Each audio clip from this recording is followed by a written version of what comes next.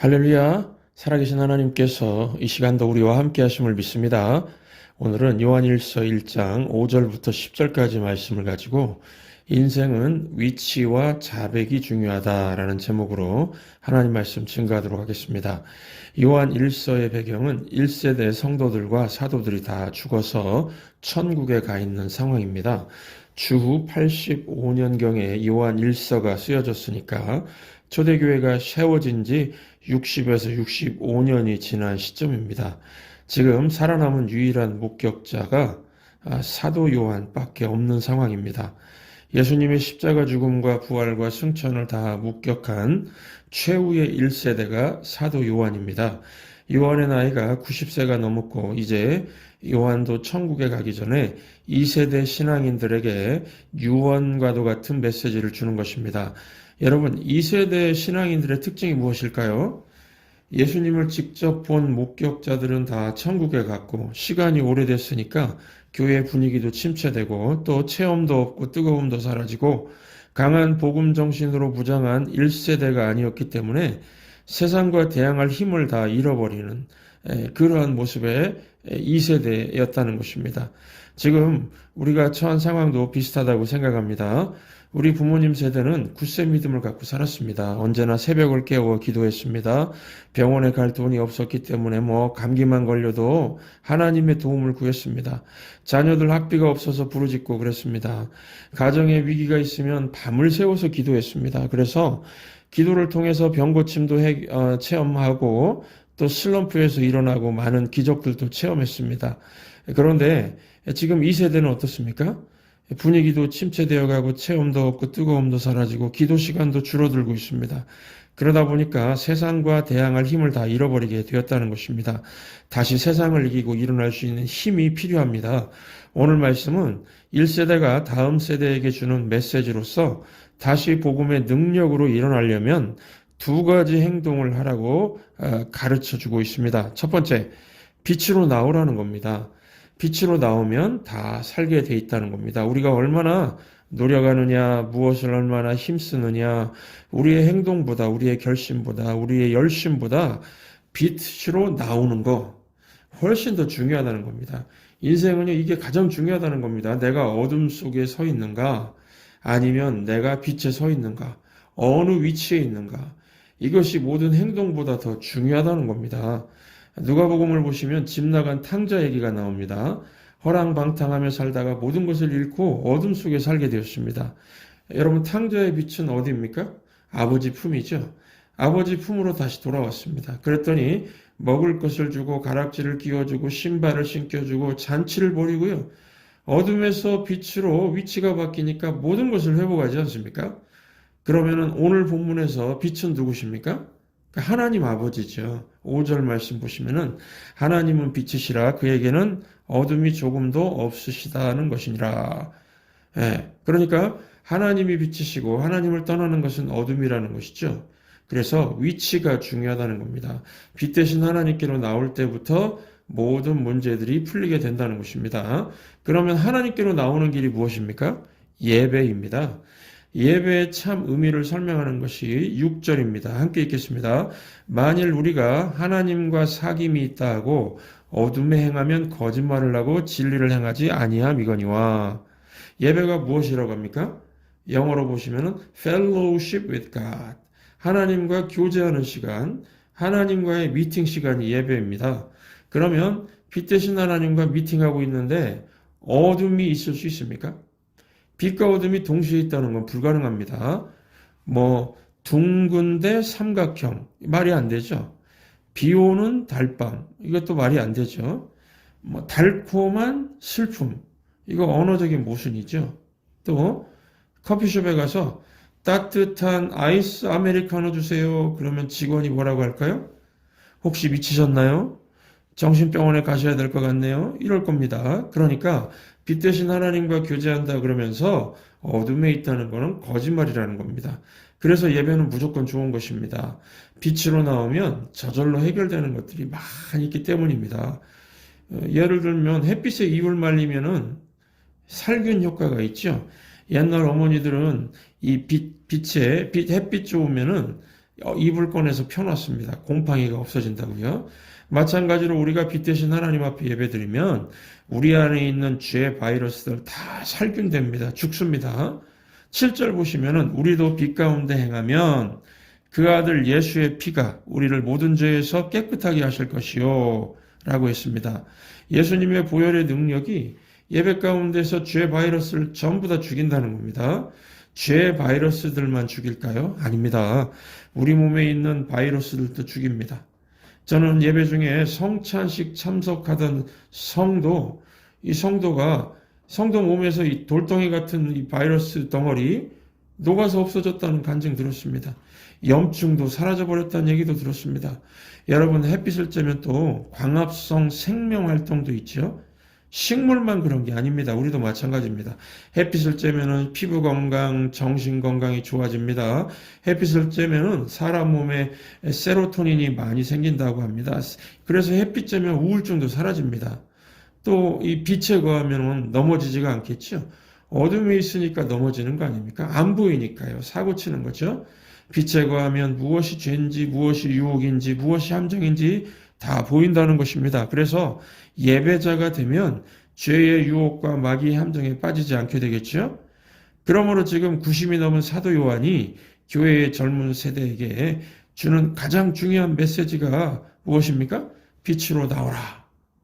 예배 드리라는 겁니다. 그래서 자녀가 직장 때문에 타주로 이사를 가든 아들이 군대를 가든 이건 반드시입니다. 예배 자리 지키라고 해야 한다는 겁니다. 미국에서 가장 부자였던 그 록펠러의 어머니도 아들에게 언제나 얘기했다고 하죠. 어디서든 예배 드려라. 그리고 예배 드릴 때는 항상 앞자리에 앉으라. 이 록펠러 엄마는 이 사도 요한의 메시지를 순종한 겁니다. 다음 세대가 빛 대신 하나님께 집중하여 예배 드리면 영적인 햇빛 효과가 나타나서 세상에서 승리하면서 살 수 있다는 걸 알고 있었던 겁니다. 교회 역사들을 보면요. 모든 믿음의 엄마들은 항상 똑같았습니다. 이 아버지보다 엄마들 얘기가 좀 많은 것 같습니다. 이 믿음의 엄마들 모두가 말했던 건 한 가지였습니다. 빛 가운데로 나오라. 예배 드리라. 그러면 죄 바이러스도 살균되고 영혼과 육체가 생명의 광합성 작용이 일어나서 질병도 치료가 되고 우울증도 사라지고 온갖 염려증도 사라지게 될 것이다. 모든 문제들이 풀리게 될 것이다. 여러분, 우리 지금 이 자리에도 앉아 계시는 모든 부모님들 이 한 가지에 집중하시기 바랍니다. 자녀들의 위치를 바로잡아 주십시오. 어둠이 아니라 빛이 있어야 됩니다. 그러면 자녀들이 엉뚱한 데서 헤매지 않고 가치 있는 인생을 살게 될 것입니다. 참 안타까운 것은요. 아직도 엉뚱한 소리하는 부모 세대가 있다는 겁니다.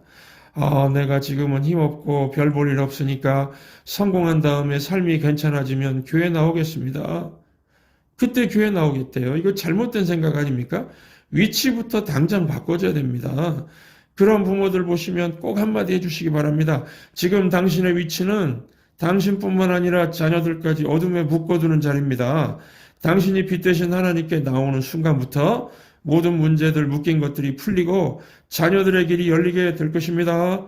이렇게 얘기해 주시기 바랍니다. 두 번째 젊은 세대에게 주는 메시지. 반드시 죄 문제를 해결하라는 겁니다. 여러분, 우리가 힘을 잃고 자신감을 상실할 때가 언제입니까? 죄를 지었을 때죠. 생글생글하고 싱싱하게 잘 나가는 사람도 죄를 지으면 힘을 다 잃어버립니다. 죄의 함정에 빠지면 무력해집니다. 죄를 지으면요, 두 가지 특징이 나타납니다. 8절을 함께 읽겠습니다. 만일 우리가 죄가 없다고 말하면 스스로 속이고 또 진리가 우리 속에 있지 아니할 것이요. 죄를 지으면 본능적으로 하게 되는 첫 번째 행동이 무엇이라고 합니까? 스스로 속인다. 자신을 합리화시킨다는 겁니다. 예를 들면은 죄 짓는 사람이 말합니다. 육체는 뭐 어차피 썩을 것이고 영혼만 구원받는 거니까 육체로 죄 짓는 거는 별거 아닙니다. 뭐 이런 식으로요. 합리화죠. 구원받는 데는 지장 없다고 주장합니다. 구원파라는 이단이 주장하는 게 바로 이겁니다. 육체는 어차피 썩어질 거니까 죄 짓는 건 너무 괴로워 말고 영만 구원받으면 된다는 주장입니다. 이건 사기치는 겁니다. 속지 마십시오. 합리화는 더 큰 죄를 짓게 만듭니다. 죄를 우습게 알면은 자꾸 타협하려고 하거든요. 술 한 잔 안 마셔본 사람이 첫 숫잔을 받을 때는 떨리고 막 그렇습니다. 그런데 한 잔 들어가고 두 잔 들어가고 세 잔 들어가면은 그 다음에는 따로 그러면서 막 마십니다. 이 죄도 그렇습니다. 그 상황에서는 뭐 어쩔 수 없었다고 변명하면서 자꾸 합리화시키면 더 큰 죄로 나아가게 되는 것입니다. 고전적인 예화 중에 이런 게 있습니다. 어떤 청년이 와서 목사님 담배 펴도 천국 갈 수 있나요? 라고 물었답니다. 이게 무슨 얘기입니까? 그 청년 담배 피고 싶다는 거죠. 그 목사가 yes 피워도 돼 라고 하면은 이 돌아다니면서 목사가 담배 피라고 했다고 할 것 같고, 반대로 목사가 담배 피지 말라 그러면은 목사가 앞뒤가 꽉 막혔다고 그럴 것 같고요. 그래서 그 목사가 그랬답니다. 담배 펴도 천국 간다. 다만 좀 더 일찍 간다. 이렇게 말했다고 합니다. 참 이런 거 많지요. 애매모호한 게 있습니다. 성경은 경건하게 살라고만 했지 구체적으로는 말 안 했거든요.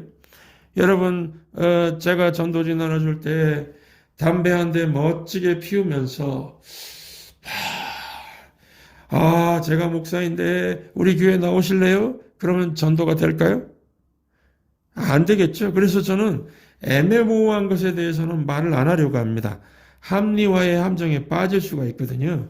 그냥 저 자신에 대해서만 말하려고 합니다. 예, 저는 그냥 말씀대로 살다가 죽으려고 합니다. 그러면은 아마 쉽게 죽지도 않을 겁니다. 왜냐하면 하나님이 이런 사람 쉽게 천국으로 안 들여가시고 더 사용하시거든요.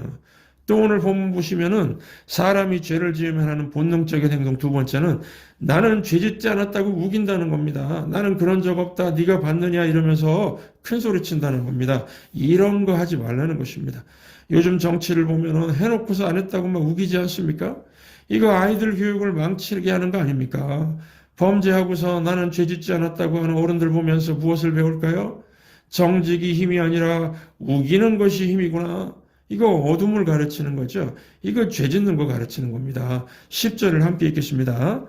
만일 우리가 범죄하지 아니하였다 하면 하나님을 거짓말하는 이로 만드는 것이니 또한 그의 말씀이 우리 속에 있지 아니하니라. 무슨 말씀입니까? 범죄하고서 안 했다고 막 우기면은 누구를 거짓말장애로 만든다고요? 하나님을 거짓말장애로 만드는 죄를 범하게 된다는 겁니다. 그러므로 젊은 세대, 다음 세대는 이런 거 하지 말고 대신에 뭐 하라는 것입니까? 9절을 함께 읽겠습니다. 만일 우리가 우리 죄를 자백하면 그는 미쁘시고 의로우사 우리 죄를 사하시며 우리를 모든 불의에서 깨끗하게 하실 것이요. 그러니까 무슨 죄든 덮어두지 말고 빛 대신 하나님께 나와서 자백을 하라는 겁니다. 자백하면 하나님께서 용서해 주시고 죄를 사해 주십니다. 그리고 자백하면요 용서받을 뿐만 아니라 창조적인 일들이 일어나게 됩니다. 이 죄가 사라지면요 사람이 똑똑해지고 또 몸도 건강해지고 능력도 있어집니다. 시편 51편 9절에서 10절 함께 읽겠습니다. 주의 얼굴을 내 죄에서 돌이키시고 내 모든 죄악을 지워주소서. 하나님이여 내 속에 정한 마음을 창조하시고 내 안에 정직한 영을 새롭게 하소서. 무슨 말씀입니까? 우리가 하나님 앞에 나아가 용서해달라고 그러면 모든 죄를 지워주시고 예수님의 보혈로 죄를 사해주시고 그 다음에 무슨 일이 일어난다는 겁니까? 하나님께서 깨끗한 마음, 새로운 마음을 창조해 주신다는 겁니다. 그래서 찬송가에도 나오죠? 먹보다도 더 검은 죄로 물든 마음이 흰 눈보다 더 희게 깨끗하게 씻겼네. 새로운 마음으로 창조되었다는 겁니다. 그러니까 자백은 용서로 끝나는 거기에 그것만 아니고 새로운 창조적인 능력이 임하게 만든다는 겁니다. 여러분 자백하고 용서받으면요 이 얼굴부터 새 창조되는 거 아십니까? 우리는 심각한 얼굴이 경건의 상징이고 고뇌하는 얼굴이 영적 은사의 표현인 양 살아가고 있는데 그렇지 않습니다. 죄사함 받고 용서받은 사람은요 얼굴부터 변하는 거 아십니까? 하나님이 원하시는 얼굴, 기쁨의 얼굴, 웃음 띄는 얼굴, 예수님의 얼굴로 변화가 됩니다. 사람들은 의례 심각한 얼굴의 예수님만을 상상하시는데 그렇지 않습니다. 복음서를 묵상하면은 웃고 있는 예수님 만날 수 있습니다. 예수님은 어린아이를 안고 축복해 주실 때에 분명히 인자하게 웃으시는 모습이었을 겁니다. 마리아가 향유를 부을 때 사랑이 충만한 모습으로 마리아를 바라보셨을 것입니다. 제자들과 식사를 즐기실 때 돌 씹는 듯한 찡그리는 얼굴이 아니었을 겁니다. 이야, 이 양고기는 참 연해서 맛있구나. 이 물고기는 저녁 반찬으로 최고야 라고 말씀하시면서 웃으면서 즐겁게 식사하셨을 겁니다. 여러분, 진정한 자백이 있고 예수님의 보혈로 씻김받고 용서를 체험하면은 성령께서 예수님의 웃음부터 담게 하십니다. 얼굴에서 창조가 일어납니다. 그 Jesus Laughing이란 그림이 있는데 예수님의 웃음이죠. 이 그림 보신 적 있습니까? 예수님이 아주 호탕하게 웃고 있는 모습을 연필로 스케치한 그림입니다. 우리 화면 한번 보시겠습니다. 네. 여러분 어떻습니까? 예수님 웃고 계시잖아요. 이 밝은 모습입니다. 저는 누군가 목사님 요즘 좀 피곤해 보여요 라는 말을 들으면은 하나님 앞에 자백부터 합니다. 영적 지도자는 항상 건강하고 기쁜 모습으로 드러나야 하는데 피곤한 모습이라니 주님 저 자신도 모르는 혹시 숨은 죄악이 저를 어둡게 만들고 있나요? 얼굴부터 회개합니다. 자백하고 회개합니다. 천사의 얼굴로 창조해 주세요. 여러분들도 혹시 죄로 인해 영적으로 어두워진 부분이 있다면 예수님의 보혈로 씻음 받기를 기도하시고 얼굴부터 회개하고 예수님의 얼굴로 변화되게 해달라고 간구하시기 바랍니다. 얼굴 변화는요, 화장, 메이크업으로 되는 게 아니고 자백을 통한 창조 활동으로 되는 것입니다. 또한 자백하면은 새로운 마음, 넉넉한 마음이 창조되니까 이전에 마음속에 없던 새로운 언어들이 자꾸 창조가 됩니다. 주로 예수님이 사용한 언어들이 마음속에 생겨나는데요. 예를 들면은 마음은 원이로되 육신이 약해서 그랬을 거야 이 말입니다. 쉽게 말하면은 괜찮아 그럴 수 있지요 그런 말입니다. 참 이게 은혜로운 말입니다. 이 말만 하면은요 안 풀릴 인간관계가 없습니다. 남편이 아무리 마음에 들지 않는 행동을 해도 괜찮아 그럴 수도 있지 그러면 풀릴 겁니다. 아내가 마음에 안 드는 쇼핑하고 또 막 게으르고 막 그래도 괜찮아 그럴 수도 있지 하면은 풀릴 겁니다. 교우들 관계도 마찬가지입니다. 실수하고 잘못한 일이 있어도 괜찮아요 그럴 수도 있지 그러면 다 품을 수 있습니다. 여러분이 괜찮아 그럴 수 있지는요 이 정말 마법과 같은 말 아닙니까? 그래서 이런 마법 같은 삶이 가능하려면은 자백하라는 겁니다. 그러면 여러분 질문 드립니다. 우리가 예배드릴 수 있고 죄를 회개하면 용서받을 수 있는 그 근거가 무엇입니까? 그 불신자들이 가끔 묻거든요. 내 죄를 회개합니다. 말만 하면은 용서받는다는 게 이해가 안 된다고요. 이거 좋은 질문입니다. 이 좋은 질문이죠. 불신자는 눈에는 우리가 입으로 회개하기만 하면은 용서받는 것처럼 보이는데 예수님이 그 험한 십자가 지시면서 죄값을 치르셔서 용서받은 겁니다. 우리가 하나님 앞에 나아갈 수 있는 근거도 예수님 때문입니다. 예수님 십자가 붙들고 나올 때만 하나님께서 우리를 만나주신다고 하셨거든요. 예배가 가능하고 죄사함이 가능한 것은 예수님 때문입니다. 그리고 창조적인 인생을 살게 되는 것도 마음과 얼굴과 언어가 바뀌면서 되는 거니까 우리 삶의 모든 근거도 예수님입니다. 그래서 우리도 고백하는 거 아닙니까? 예수 그리스도 나의 주, 나의 하나님. 성부, 성자, 성령, 삼위일체 하나님을 우리가 어떻게 체험하게 되었습니까? 예수님이 근거죠. 예수님을 통해서 우리는 성부 하나님도 보혜사 성령님도 만나게 된 것입니다. 그러므로 우리는 다음 세대에게 예수님 전하고 가는 겁니다. 예수님 전해야 됩니다. 예수님만 붙들면 모든 것이 풀리니까요. 믿으시죠? 아멘.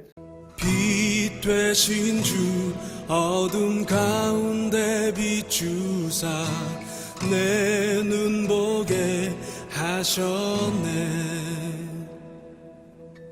예배하는 선한 마음 주시고 참 소망이 되셨네. 나 주를 경배하리 엎드려 절하며 고백해 주 나의 하나님. 주님 존귀한 예수님 아름답고 놀라우신 주 만유의 주 높임을 받으소서 영광 중에 계신 주 겸손하게 낮고 천한 이 땅에 사랑으로 오신 주 나 주를 경배하리 엎드려 절하며 고백해 주 나의 하나님 오 사랑스러운 주님 존귀한 예수님 아름답고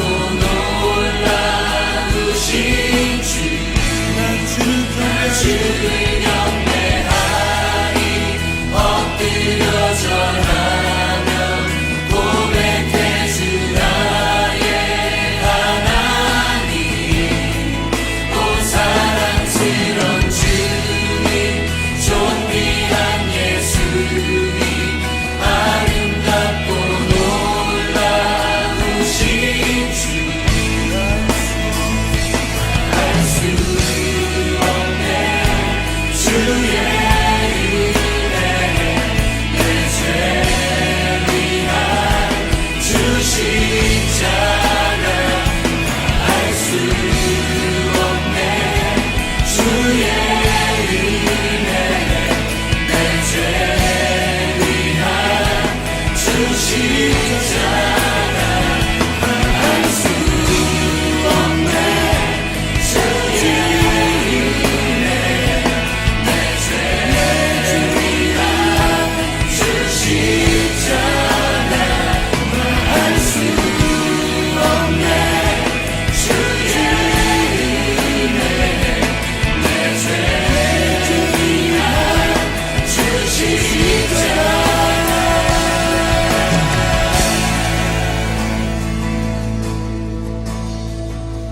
주를 경배하리 엎드려 절하며 고백해 주 나의 하나님 오 사랑스러운 주님 존귀한 예수님 아름답고 놀라우신 주 나 주를